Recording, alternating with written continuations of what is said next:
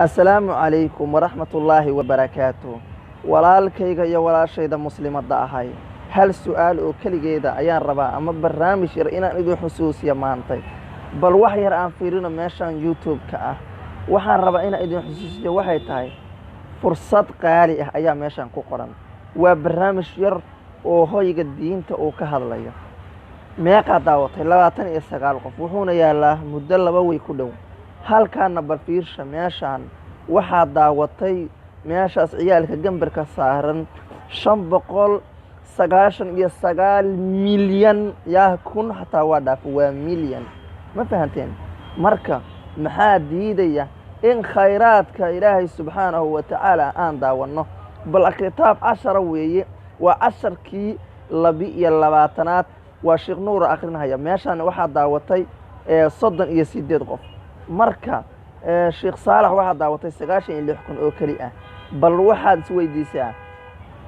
isweydiisaa meeshan qoryaa lagu soo masawiray video waa la soo dhigay 73 milyan daawatay maxaa diiday in la daawado ilaahay subxaanahu wa ta'ala diintiisa oo la sheer gareeyo oo la daawado oo dadka maaragtay la gaarsiiyo ehelka oo markaas ayagu u baahan dadka u baahan diinta oo maaragtay wax gaarsiiyo u baahan bal ma aad gaarsiisaan bal waxaan rabnaa hal mid inaa ilaahay subxaanahu wa ta'ala qaytiri xasanaada inka siiye hal maran annaga waxaa noogu qoran YouTube-ka naga soo subscribe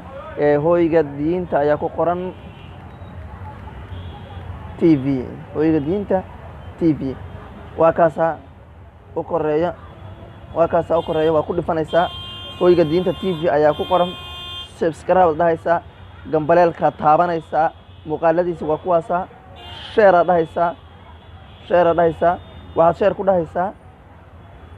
intaan application email aan dooranayaa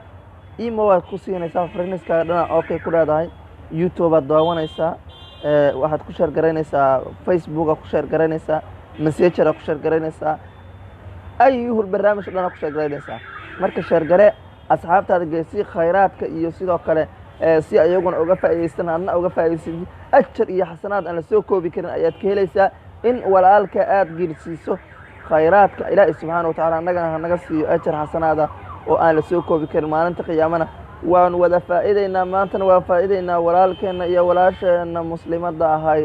wasalaamu calaykum waraxmatullaahi wabarakaatuhu fariinta in kaga tagayo iyo ballanka in kaga tagayo waa faafinta diinta islaamka